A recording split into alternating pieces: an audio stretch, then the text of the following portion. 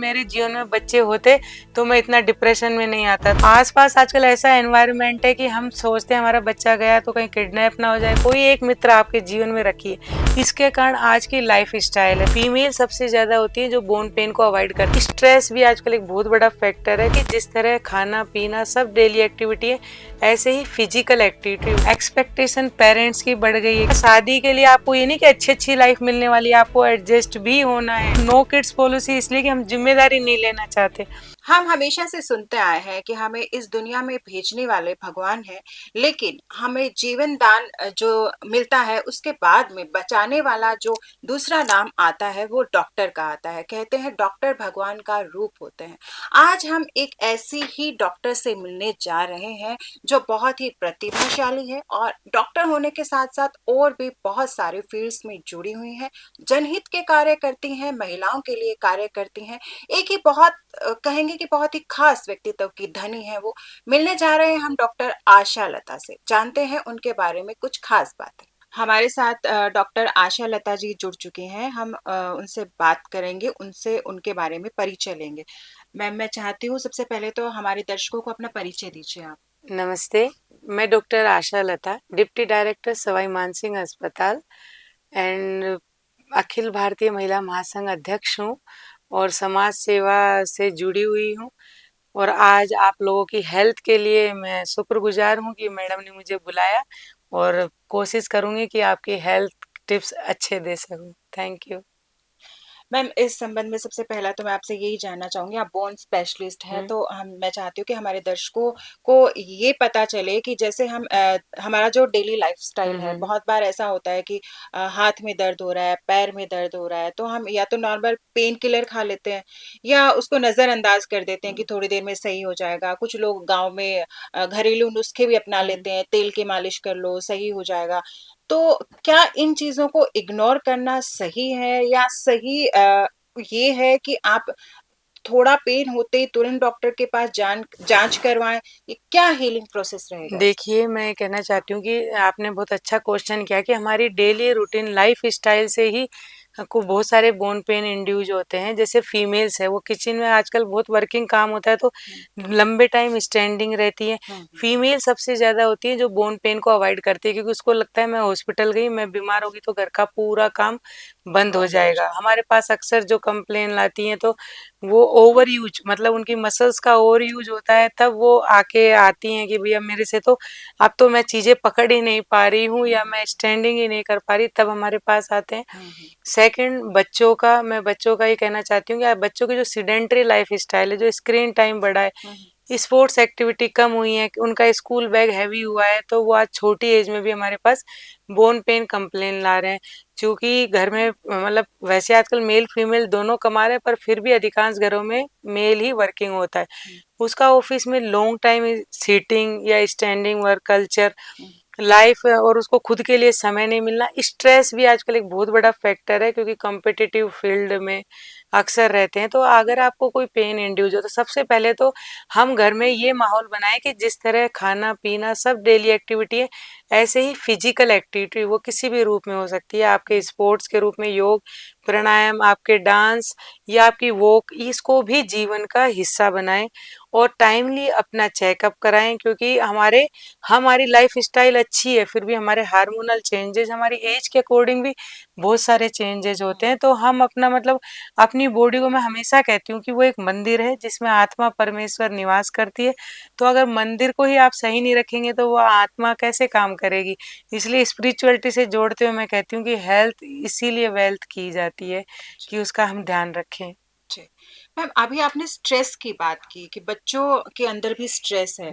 हम जब हम छोटे थे तो हमें तो स्ट्रेस का मतलब ही नहीं पता था, ये वर्ड ही नहीं सुना था।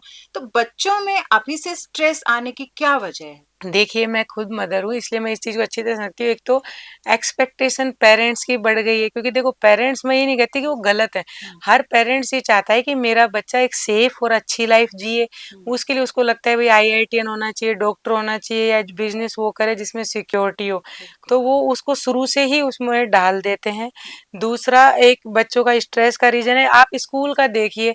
मैं तो खुद स्कूल में मेरे बेटे के स्कूल जाके प्रिंसिपल को कह के लिख के दे के आई कि एक तो आप 3 मंथ से से एग्जाम ले। हुँ, एक उसका स्कूल बैग जो है बेचारे उसको लेस करे, इतना हैवी आपने दे दिया है। बिल्कुल। बच्चों को मतलब खेलने के लिए टाइम ही नहीं मिल रहा, और एक आसपास आजकल ऐसा एनवायरनमेंट है कि हम सोचते हैं हमारा बच्चा गया तो कहीं किडनैप ना हो जाए, कुछ मिसहैपनिंग ना हो जाए, तो वो इंटरेक्शन ही नहीं है। जब हम छोटे थे तो हम कहाँ खेल के आते थे, गली कहाँ मोहल्ले आते में थे, खेलते थे। गली मोहल्ले में खेलते आजकल थे। बच्चे फ़ोन पे खेलते हैं। फोन पे खेलते हैं, वो फोन के गेम आपको बताते हैं जिसका हमें नहीं पता।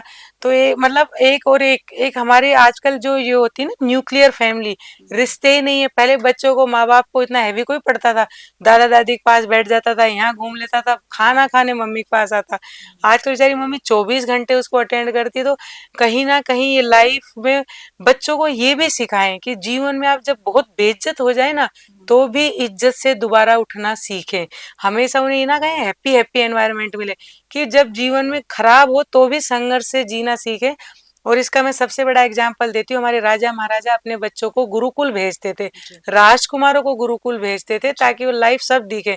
और आजकल हम क्या करते हैं बच्चों को मतलब बस हाँ बेटा आप मतलब जैसे हम उनको पाल नहीं रहे, वो हमको पाल रहे हैं, और हमने उनकी कोई बात मना कर दी तो वो रो जाएंगे। ऐसा नहीं, बच्चों को डिसिप्लिन लाइफ, अच्छा प्यार, और एक सबसे मेन हमारे भी कहीं कमी है, अपने बच्चों से बैठ के बातें तो करें, जी, 15 मिनट ही चाहे उन्हें दें, जी, तो स्ट्रेस विल रिलीव। जी। मैम बहुत अच्छी बात कही आपने कि बच्चों को भी टाइम दें, बच्चों को सिर्फ़ फ़ोन के साथ मत छोड़ें कि ये परेशान नहीं करेगा, इसको फ़ोन दो। आप जब भी टाइम मिले बच्चों के साथ बात करें, उनके बारे में जानें। मैम अभी जब बच्चों की ही बात कर हम्म रहे हैं, तो इसमें एक बात ये निकल के आती है कि आजकल जो है जैसा कि हम ऑफ कैमरा भी बात कर हम्म चुके हैं, नो किड्स पॉलिसी जो है हम्म। ज़्यादा आजकल प्रचलन में आ रही है युवाओं के बीच में।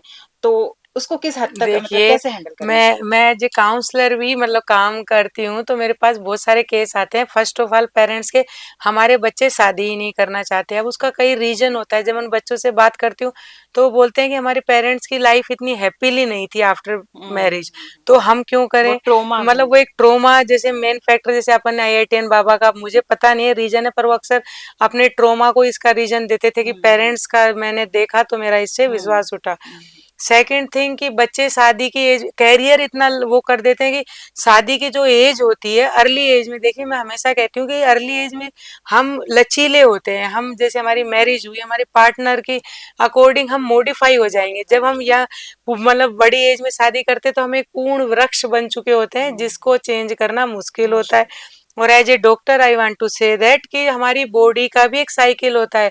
हमारी जो फर्टिलिटी रेट होती है वो हुँ, हमारी यंग एज में अच्छी होती है, हम हेल्दी बच्चे पैदा करेंगे। हुँ, आपने देखा आजकल IVF और इनके कितने वो सब हुँ, हुँ, मतलब बढ़े हैं। इसका कहीं ना कहीं रीजन है कि सही उम्र में शादी नहीं करना, शादी के लिए प्रिपेयर नहीं होना। इसलिए माँ बाप जिस तरह बच्चों को कहेंगे पढ़ना लिखना कुछ बनना जरूरी है, ऐसे घर में शादी भी करना जरूरी है। और उसको सिखाएं एडजस्टमेंट, कि भैया शादी के लिए आपको ये नहीं कि अच्छी अच्छी लाइफ मिलने वाली है, आपको एडजस्ट भी होना है। बिल्कुल। तो मतलब इस एज को करें। और नो किड्स पॉलिसी इसलिए कि हम जिम्मेदारी नहीं लेना चाहते। हम ये, क्योंकि किसी भी बच्चे के लिए आप किसी भी आप पेरेंट्स से पूछेंगे तो सबसे पहले बोलेगा मैं अपने जीवन का हर काम ये सोचकर करता हूँ कि मेरे बच्चों पे क्या असर पड़ेगा। हम जिम्मेदार बनना सीखें, बच्चे हमारा भविष्य है। और विदाउट चिल्ड्रन, आप किसी अकेले व्यक्ति से किसी से पूछोगे ना तो वो कहेगा कि अगर मेरे जीवन में बच्चे होते तो मैं इतना डिप्रेशन में नहीं आता। तो बच्चे जिम्मेदारी नहीं है, वो जीवन का बहाना भी है। इसलिए प्लीज नो किड पॉलिसी को अप्लाई ना करें। मैम यहाँ अभी इनफर्टिलिटी की आपने बात की, हम्म। तो अभी जैसे कि हम देख रहे हैं कि चलन हो गया है कि सोसाइटी के अंदर वुमेन्स जो है अल्कोहल, स्मोकिंग ये यस। सब करती हैं। क्या ये भी एक वजह है इसकी? या इसका एक नशा तो मतलब मैं खुद, आपने बहुत अच्छा सवाल किया है कि नशा आजकल जैसे आपने पढ़ा छोटे छोटे बच्चों को ही दे दिया जाता है। नशे का पीयर प्रेशर, कॉलेज में तो साथी करवा ही देते हैं कि अरे कुछ नहीं होता। हुँ, उसके बाद अगर जिसको सोशल स्टिग्मा भी बन गया है कि मतलब आप हाई प्रोफाइल लाइफ में, अरे क्या होता है चिल कर लाइफ। ये देखिए जो हमारी नशा, ये जो अच्छी आदतें तो नहीं है, कहीं ना कहीं हमारी इनफर्टिलिटी इन सबको इफेक्ट करती है। उसका रीजन भी होता है कि हमारी लाइफ स्टाइल ही चेंज हो जाती है। हुँ, और फीमेल्स के लिए तो आप वो सोचिए, एक घर की धुरी एक महिला होती है। हुँ, अगर घर में महिला सही है तो चाहे पुरुष नशे में हो, कोई हो, वो अपने बच्चों को व्यवस्थित कर लेगी। हुँ, अगर वो ही नशे की तरफ जाएगी। और सेकंड थिंग, महिलाओं को फर्स्ट ऑफ ऑल फेमिनिज्म के नाम पे अकेला करके, नशे की आदत डाल के, पारिवारिक संस्कारों से दूर करके उसको मतलब एक तरह से शोषण के हाथों ही चली जाती है। तो हम इन चीज़ों से दूर रहें, क्योंकि जब नशे में आप अपना होश खोते हैं तो आप प्रोन होते हैं खुद के, ज़्यादा आपके शोषण के चांस ज़्यादा बढ़ते हैं। नशा करिए, मेहनत का नशा करिए, सफलता का, और इन बेकार नशों से दूर रहिए, क्योंकि हमारे छोटे बच्चे और जब महिलाएं इन नशों में जाएगी तो हमारे देश का विकास कैसे होगा। जी, बिल्कुल, नशा करना है तो मेहनत का नशा करें, सब सफलता का नशा करें। बहुत अच्छी बात कही मैम आपने।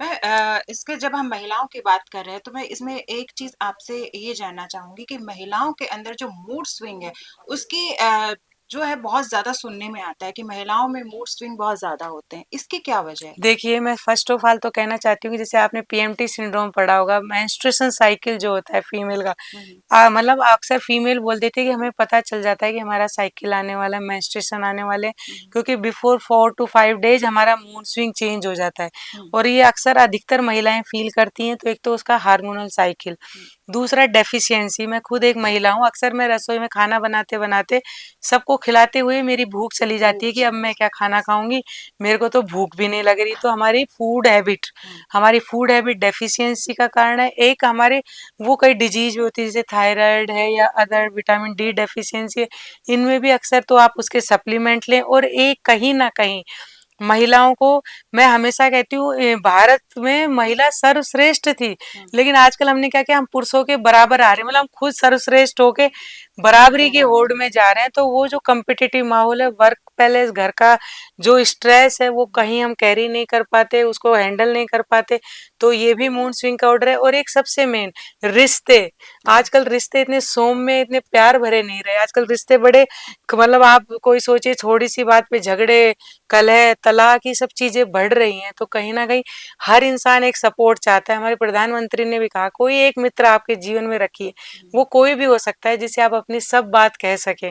तो वो जी। मित्र अगर आपका पार्टनर है, आपके दोस्त है, तो मतलब हेल्पफुल होगा। इसलिए अच्छी लाइफ स्टाइल के साथ अच्छा सोशल सपोर्ट, और उसके लिए आपको भी होना चाहिए कि हम रिश्ते निभाएंगे तो ही हमें रिश्ते मिलेंगे ना। बिल्कुल। आप एक काउंसलर भी हैं मैम, तो मैं आपसे ये जानना चाहूँगी, एक काउंसलर हैं आप, तो किस तरह के मुद्दे आपके पास में ज़्यादा आते हैं काउंसलिंग के देखिए, लिए? मैं सोशल वर्क करती हूँ, तो जब मैं वहाँ पर जाती हूँ तो लोग मेरे पास, कई लोग जो उस वक़्त नहीं बता पाते, पर्सनली भी कॉन्टैक्ट करते हैं कि हुँ, देखिए आप हमारे घर आइए। बच्चों में ये कंप्लेन आ रही है, आजकल छोटे-छोटे बच्चों में नशे की आदत आ रही है, हुँ, मैरिज के लिए प्रिपेयर नहीं है। फीमेल में ये आ रही है कि देखिए मैं होम मेकर हूँ, मैंने अपने घर में अपना सब मतलब किया कि मैं इतना अच्छा काम करूँगी, मैं ऐसे सँभालूँगी तो मेरे को वेटेज मिलेगी। लेकिन अब मेरे को एक डिप्रेशन आने लगा, एक मोनोटोनस लाइफ़ से, कि हुँ, मेरे को कंसीडर ही नहीं किया जाता। हुँ, एक रिलेशनशिप के जैसे आजकल प्री मतलब मैरिज से पहले भी अफेयर बहुत कॉमन है, बिल्कुल। उसमें चीटिंग को हम किसी से शेयर नहीं कर सकते। हुँ, हुँ, या फिर वो होता है कि मैं ब्रेकअप को सहन नहीं कर पा रहा। तो हुँ, कहीं ना कहीं इस जो लाइफ दिखती है ना चकाचौंध, उसमें भी लोगों में रिश्तों की मतलब कमी महसूस होती है, तो मेरे पास वही आते हैं। और एक सबसे बड़ा आजकल है ना, जैसे हमारे पास था एक लिहाज था रिश्तों का, हुँ, वो खत्म हो गया। मेरे पास ऐसे ऐसे कंप्लेन आए जहाँ रिश्ते तार-तार करने वाली घटनाएँ आई, पर हमारे समझाने के बाद उस घर में सुधार हुआ।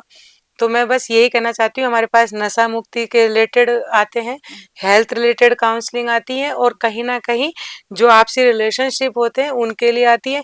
चूँकि मैं निःशुल्क काउंसलिंग करती हूँ और एज़ ए हम लोग उसको फ़ॉलो भी करते हैं, मतलब जितना हो सके कि हमारा वहाँ इम्प्रूवमेंट हुआ कि नहीं। हुँ, हुँ, सिर्फ़ काउंसलिंग करने से कुछ नहीं होता, आपको हुँ। देखना पड़ता है कि उसका इम्प्लीमेंट भी हाँ, हुआ कि बिल्कुल, नहीं। बिल्कुल सही बात है। तो मैं सोचती हूँ कि वो कोई भी काउंसलर कोई भी अच्छा हो सकता है, एक अनुभवी अनपढ़ व्यक्ति भी बहुत अच्छा काउंसलर हो बिल्कुल, सकता है, बिल्कुल, बिल्कुल। इसीलिए। क्योंकि अनुभव से ही काउंसलिंग होती हाँ, है। आप कभी ओल्ड पर्सन के पास बैठिए, उसकी जो बातें कही होंगी ना, वो आपको बाद में जब आप मैच्योर होंगे ना, तो आप उस तरफ कहेंगे कि यार वो बातें सही थी। सही, जो हम जी रहे थे ना ये चकाचौंध वाली लाइफ, वो नहीं, रियलिटी वो है। बिल्कुल। मैं चाहूँगी अंत में आप हमारे दर्शकों को एक हेल्दी लाइफ़ के कुछ टिप्स दे दीजिए। देखिए, मैं हमेशा ये कहती हूँ, सबसे पहले खुद से प्यार करिए। जब आप स्वयं से प्यार करेंगे, आप सोचेंगे कि मैं अच्छी दिखूँ, मैं अच्छा रहूँ, मैं हेल्दी रहूँ, मैं सोसाइटी में कुछ कर पाऊँ। तो उसके लिए अपना जो 24 घंटे हैं, वो एक सफलतम आदमी के पास भी इतने ही है, हुँ, और एक जो कुछ नहीं कर रहा, तो अपने टाइम मैनेजमेंट आपका अच्छा होना चाहिए। आपकी मतलब जो डाइटरी है, जो आपकी खान-पीन की हैबिट है, वो बहुत अच्छी हो। फिज़िकल एक्टिविटी को आप ऐसे मानिए, हुँ, जैसे सांस लेना जरूरी है, ऐसे ही हमारे जीवन में योग, प्राणायाम, डांस ये भी हमारा एक जीवन का पार्ट है। और अपने रिश्तों को सुलझाइए, क्योंकि मैं हमेशा ही बोलती हूँ, एक रिश्ते में अनुभव अच्छा नहीं रहा, आप दूसरा ढूंढेंगे। इससे बढ़िया है कि अगर वहां पर कोई रास्ता है जो सामंजस्य का है तो उसे सुलझाइए, तलाक और इनकी तरफ कम जाइए। और मैं आपको एक लास्ट मेरा अनुभव है, अपने परिवार को संभाल के रखिए। आप हजारों लोगों से घिरे हैं, लेकिन जब मुसीबत में होंगे वो ही लोग, आपका परिवार ही आपके पास खड़ा होगा। इसलिए उसकी हमेशा वैल्यू कीजिए और अपने माता पिता की बातों को कभी मत टालिए, क्योंकि उनसे ज्यादा प्यार करने वाला जीवन में कोई नहीं है। ये अच्छी मेंटल हेल्थ के लिए बहुत जरूरी है। बहुत ही बढ़िया मैम, बहुत अच्छा लगा आपसे बात थैंक करके, यू बहुत अच्छी जानकारी दी एंड आपने। Thank you to you. Thank you all of you. जुड़े रहना हमारे साथ, देखते रहिए न्यूज़ 21। धन्यवाद।